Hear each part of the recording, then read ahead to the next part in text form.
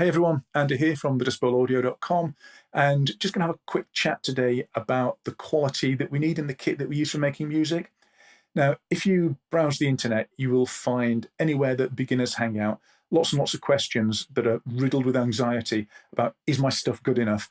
It's very rarely about, are my skills good enough? It's almost always about, is the stuff that I've got to do this, is my kit, is my equipment good enough? And there are two main answer groups that go with this. One says, yeah, as long as you've got something that works, you can make great quality recordings. Just go on and practice, practice, practice. And there's the other side that says, no, absolutely not. Unless you're going out and spending, thousands of dollars, thousands of pounds on your kit, you cannot make world-class recordings without world-class kit. And when I used to read this stuff, I used to think, yeah, but I can't quite believe either of those points. And I think there's a kind of a line that you can follow for how much you need to spend and what kind of quality you actually need. So there are things that you use in making music that make noise. You get singers, they make noise. You get drummers, they make noise. Drum kits, guitars, actual instruments, things that produce the sounds. And you're never ever going to get better than the sound that comes out of the instrument that the musician creates. So that's a given that you need good quality stuff at some point in the chain to create good quality sounds. Now, after that, you've got a couple of different basic ways that you capture stuff. One is that you use something that's clean and clear. You might use a microphone that basically catches the sound of whatever you put into it. And as long as that microphone does its job, it's not hissy or poppy or crackly, it doesn't break down, and it gets pretty close to the sound that's going into it, as long as you put it in the right place, as long as your recording engineer chops are up to scratch, then that microphone will do the job for you. And you can pick up mics that do that. I'm not even going to go into brands and models because it changes every 5 minutes. But if you've got 100, maybe $150, 100, £150, you can get something that will do the job for that. Now, the other side of the microphone argument is you get the funky stuff, the mojo stuff, the imperfect stuff that happens to work. You'll always find that there's a microphone you put on a particular singer that just lights up their voice, but you put it on something else and it sounds... SM57 is a classic example. It's the dynamic mic that's probably been used on more rock and roll guitar recordings than just about any and every other. And, the SM57 is so far from perfect, but you put it in front of a Marshall cab and it kind of sounds rock and roll. If you don't have a 57, can you get that sound? Yeah, of course you can. You can EQ it in later on, but it makes life so quick and so easy if you can just stick the mic that's got the sound built into it on your source and bang, off you go. The downside is if you want something that doesn't sound like an SM57, you're not going to get it out of that 57. Now, after we get into our microphone, we get a couple of things that need to just work. Stands need to just work. They need to stay where you put them, be rigid, not fall over. Cables need to not crackle or pop if someone happens to nudge one with a toe. And then you get into one of the most popular, do I need to upgrade? Do I need to spend loads of money on this bits of kit on the market, which is the microphone preamp. Now, I went through a spell with mic preamps some years ago, and I thought, I'd really like to get something that's of great quality so I never have to think about it again. And I did the old beg, steal or borrow. Well, I did the old beg or borrow routine. And I tried a whole bunch of different stuff. And what I found was that the differences that I thought would be like this ended up being like this. The night and day differences that people talk about online, I thought were, 2, 3, 5% at the absolute outset, whereas I was expecting absolutely enormous differences. So I kind of came to the conclusion there that the stuff that I've got is amply good enough for what I need. And seriously, you can go out and, again, with a couple $100 or pounds these days, you can buy an audio interface that's got a preamp or maybe a couple of preamps built into it, and that's got a set of converters which will be amply good enough for anything that you need to do.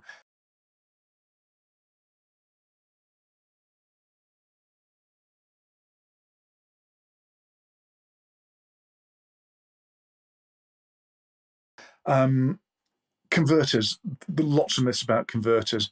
They're another classic night and day. I bought a new set of converters. It's a night and day difference.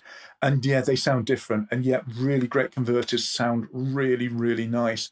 I'm just never quite convinced of how much that's worth once you get it stuck down, mixed into mixed down to the eventual 2 tracks of a song.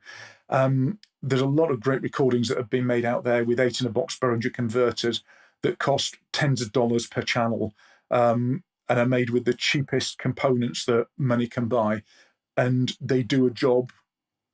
Nobody, I don't believe, has ever taken an album back, ever sent a CD back to Amazon and said, I don't want this because I don't like the converters that the rhythm guitar was recorded through. So, little perspective to keep there. Once you get through the hardware, presuming that you're working in a DAW, in a digital audio workstation, do I now need to go out and spend loads of money on plugins? And again, the answer is almost certainly not. If you've got any DAW software which came out the last 5 years or so, you'll probably find that the gap between it and the real premium plugins out there is so small in terms of sound. A lot of it is honestly down to marketing and or convenience or just plain habit. I use a lot of Waves plugins simply because I've used them forever. I kind of know if I want that sound, I'm going to go out and get it from that particular plugin, so I don't have to trawl through 30 compressors to find what I'm after. I know that's what I like. I like the fact that they have an undo button, because I get awfully confused when I make a mistake or when I do something and don't like it and suddenly find what I have to remember what I had before instead of just clicking a button to take me back. But that said, I use IK Multimedia plugins. If I've got a drum bus and I'm after a certain kind of sound on there, the 1176, the black face that comes out of there, I know the sound of it. It just does what I need it to do. But there's something very similar built into Cubase 7.5, just comes in the plugin folder, and with a few different settings and a little bit more work, perhaps because I'm not that used to it, I can get the same kind of effect out of there. And I think this is true. I mean, I use Cubase, but whether you use Cubase or what have we got, Pro Tools or Logic or Sonar or Reaper or Studio One or any of the other DAWs that I've missed out from the list there, you will most likely find out that what you get in the box will do anything that you need to do. Really don't worry about it.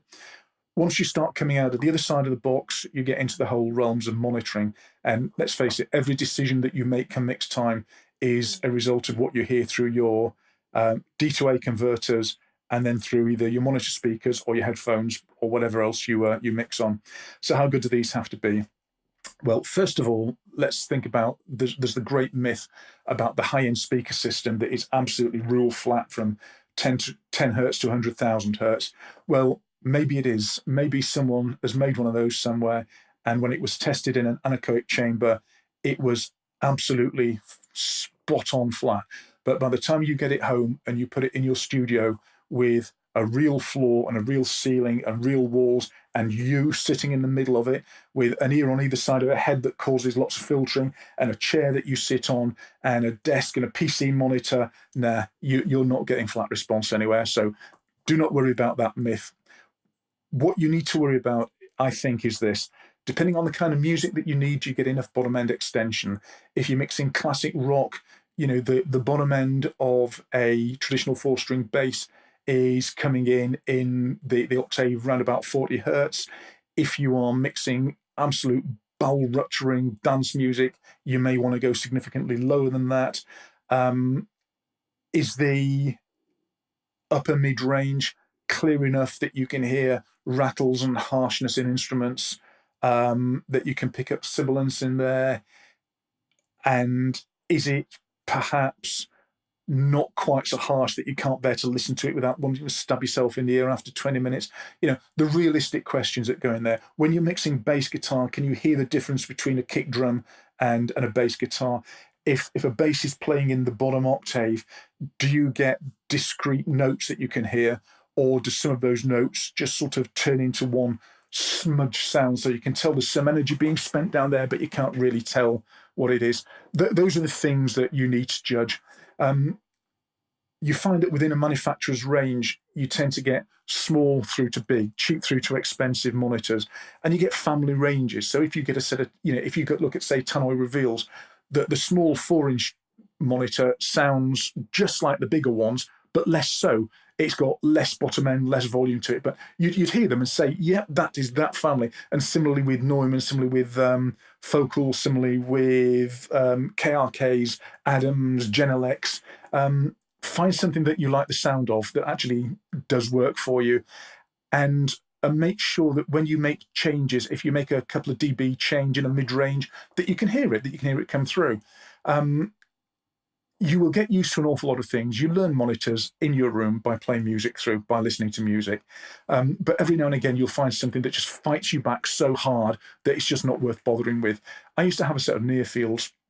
Everything that I mixed sounded great. Everything sounded big and thick and muscular and chewy until I got it out of my mix room. And when I listened on other systems, it was all thin and weak because these things had such a boosted, such a hyped lower mid-range to them that with my level of experience at the time, I couldn't get through that. I couldn't hear through it and say, that's the monitor, not the sound. You shouldn't have to work that hard. If monitors do that, walk away. There's always something else in the price range to go for. It's really worthwhile having someone with you who maybe knows their way around the kind of music that you work on as a second pair of ears, as a sanity check when you're going through monitors, because it is so easy to get caught up on something that's big and booming and that's absolutely smacking you in the face in the demo room, and to have someone who's got a little bit less skin in the game saying, yeah, but hang on a minute, think about this, just listen to that, can you hear this? Make yourself a checklist before you go to buy monitors. Can I hear splashy cymbals? Can I tell the difference between a WAV file and a low bitrate MP3? If you can't, then either it doesn't matter because your ears are not up to it, or the monitors are no good for you. Are cymbals splashy? Can I hear bottom end? Is there any part of the frequency response, if I step through a sine wave's frequency sweep, is there any part of this that suddenly leaps out and sort of sounds completely out of balance with me with the frequencies around it? The other thing to bear in mind is that monitors have to fit your room. Getting yourself a pair of twin 10-inch driver barefoots or something like that is going to be absolutely, fantastic, beautiful, stunning speakers. But if you're in a 6 foot by 6 foot box room, you're just going to be buried in standing waves in there. And, maybe something with a 4 or 5 inch low frequency driver would be more suitable to what you're after. But as long as you're fairly sensible about the room that you're going to be working in, get something that you can hear the bottom end of what you need, that doesn't hurt your ears, and that you can hear changes made to. That does the job. The only job that your monitors have to do is enable you to make mixes that you can take out of the room that sound good elsewhere. Now, that's not to say that great quality monitors are not a pleasure to work with, and it's not to say that they may not enable you to do a job a little bit quicker. But until you're at the point where you really are running into limitations of your kit, and or where time is money, where it's worth paying the extra to get something that's quicker in use, again, good enough is good enough. So pretty much across the board, does quality matter? Yes, it does. Is quality better? Is better quality better? Of course it is. Absolutely it is. Great quality gear sounds great. It's a pleasure to use. And there's a grin factor that comes out of knowing that you've got really good stuff that you just get pleasure from. We all enjoy the hero buy, the thing that we know, hey, maybe I shouldn't really go out and spend a couple of $1,000 on a microphone, but, I've done it and it's world class. And oddly enough, my recordings still sound exactly the same as they did when I used an MT1A. That's a bit of a crash to the ground, I can tell you. But, yes, great quality gear. It's nice to have. And if money's no object, or if your money doesn't have to work for you, go out, fill your boots, flex your credit card and enjoy it. If you are on a budget, if you've got an amount each week or each month that you can put aside, you still need to pay rent, you still need to eat, you still need to put clothes on your back and shoes on your feet. Don't go without that stuff just for the sake of getting a $600 mic if you've already got a $200 mic, which will do the job for you. Learn to use it. And in 6 months, 12 months, 18 months' time, when you're sitting back and saying, I can't do this, I'm sure I've got the skills and I just can't get to where I want to go, and I'm convinced that my limitation is down to kit. After you've sanity checked that, then it's the time to get your credit card out and go out and enjoy the process. Anyway, that's maybe a little bit of food for thought. Until the next time, look after yourselves. This is Andy with thedustbellaudio.com, and I will see you in the next video.